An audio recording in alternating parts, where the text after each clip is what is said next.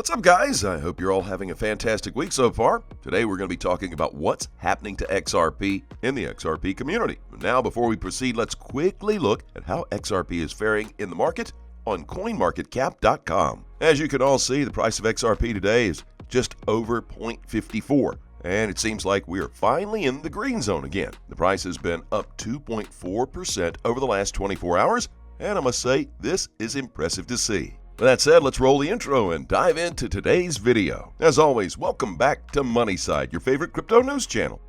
If you're new here, welcome to the XRP fam. Hit that subscribe button and turn on notifications so you don't miss out on our daily crypto updates. Now back to today's topic. We're going to rev those engines with this tweet from King Doggo XRP that says, I understand when people can't see XRP going to $1,500 after settlement. Not everyone can be a multimillionaire or billionaire. As we all know by now, the settlement is coming very soon, so it wouldn't be so absurd to see these crazy numbers sooner rather than later. Some people might think it's crazy, the kind of prospects people have for XRP, but only time will tell.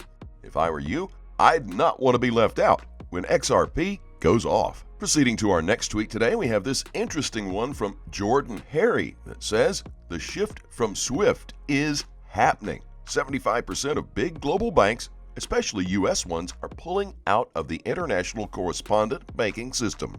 He shares this video where Anja Manuel-One, a board member at Ripple, shares some fascinating facts. She talks about how SWIFT and how people are moving away. Further, she says that most people will say that the regulatory requirements are too painful and not worth it. She says that most people still don't get why they should have a correspondent banking pair with Ghana or Uganda or maybe Chile. We have innovations like the Chinese digital yuan, and the big payment platforms could take their place. But on the US side, what do we have? Maybe Ripple would be it. It's crazy how everything is just there in front of our faces. We'll just have to see it. XRP is the chosen one. From Ripple, we have this. The last mile in global payments is the movement of value from a financial institution to the end recipient. Our playbook provides insights and opportunities to leverage blockchain technology and grow your business. Now, if we tap at the link they've shared, we can see the last mile playbook to global payments. Speed, transparency, and liquidity are critical for efficient payment processing in cross-border transactions. In many regions around the world, however, this isn't always the reality. This simple guide will help your organization build differentiated value propositions in 14 key markets, including Mexico, Thailand, and Nigeria. Download the playbook to discover new opportunities to leverage blockchain technology and grow your business in this country-by-country primer on domestic payment systems. We have yet another one from SmartEXT that says 3 years ago, Brad said it's a marathon. Now Ripple stated it's the last mile. Buckle up, boys. We are right at the finish line. And he shares this tweet by B. Garinghouse that says, and to be clear, MoneyGram announcement is one step in a marathon ahead to truly make XRP the global liquidity solution for payment providers and banks. This is a tweet from 2018, 3 years ago. And now, in 2021, they shared another tweet talking about the last mile in global payments. Without any doubt, we are right there at the finish line. Unidentified TA1 says, last mile in global payments. Funny, the juxtaposition. The rest of the world uses metric system. US dollar system is done. There we go. People have different but interesting perspectives about all this, and it's impressive to see. Moving on from that, we have some more fantastic news.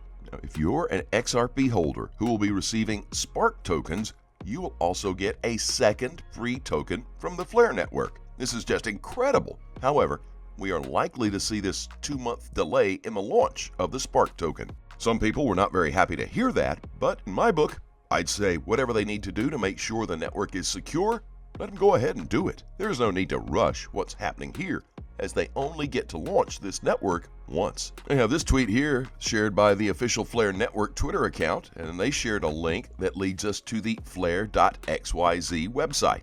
Here we can see introducing Songbird, the canary network for Flare. Let's quickly look at that article and highlight only what's necessary here. Introducing Songbird, the canary network for Flare. We're excited to release our updated plans on the development and launch of Flare. At Flare, we have been conducting extensive testing of the network and the various core Flare protocols intended to provide utility. Our testing has now reached a point where many elements, where little more can be understood from further testing on an isolated test network. We will now progress to live testing on an operational blockchain in an adversarial environment. In the next 6 weeks, we will be releasing a canary network for Flare called Songbird. What is a canary network? A canary network is an operational blockchain with a defined and hence scarce token supply that is intended to be used to test features for a related mainnet. On a canary network, users have a balance that cannot just be replenished at will. This is in contrast to a test net, which generally has an unlimited token supply available in increments to any user through a faucet. The defined and scarce token supply may confer value to the token, potentially making it attractive to attackers such that testing is as real as it can possibly get. This allows for the hardening of the system under testing. Polkadot is the originator of the canary network concept with their Kusama network. Songbird token. The Songbird will have its own token, Songbird $SGB, which will be distributed once only and in the same ratio to all the same recipients of the Flare distribution. The total starting supply will be 15 billion, with initial inflation of 10% per annum through the FTSO and validator reward systems. This means for every 1 XRP held at the time of the snapshot, 0.1511 SGB will be allocated. That's Songbird. There will be no predefined minting rewards pool. Instead, that supply will remain with the Flare Foundation. If you claimed FLR through self-custody, you will use the same Ethereum-style address, but with a different chain ID to access Songbird. If you claimed your FLR through an exchange, they will receive Songbird on your behalf. You'll need to ask them to distribute it to you. Now, as we wind up today's video, we have this article shared on financefeed.com titled Ripple and SEC Reach a Deal Ahead of Deposition About Speech on Ethereum. Let's look at that as well and see what's going on with this SEC case. As we all know by now, on Friday, Ripple and the SEC announced they made progress regarding the privilege issues and plan to further narrow and resolve those issues relating to Mr. Hinman's speech. Looking at that article, we can see the following. With 1 week to go before the deposition of William Hinman takes place, the plaintiff and defendants have jointly sent a letter to Judge Sarah Netburn announcing they have reached a deal so that the testimony goes smoothly. We have reached an understanding, reflecting a compromise by all parties pursuant to which the defendants may examine Mr. Hinman on various issues without triggering a privilege objection from the SEC. Last week, the judge ordered the deposition to go forward, despite the immense resistance from the SEC. Desperate, according to attorney Jeremy Hogan. On Friday, both parties announced they made progress in regard to the privilege issues and plan to further narrow and resolve the issues relating to Mr. Hinman's deposition. Despite the understanding reached between the SEC and Ripple, some remain skeptical about the progress made. I will be surprised if the parties do not come to her after the deposition to get a ruling on the privilege deliberative process issue, said XRP holders attorney John Deaton.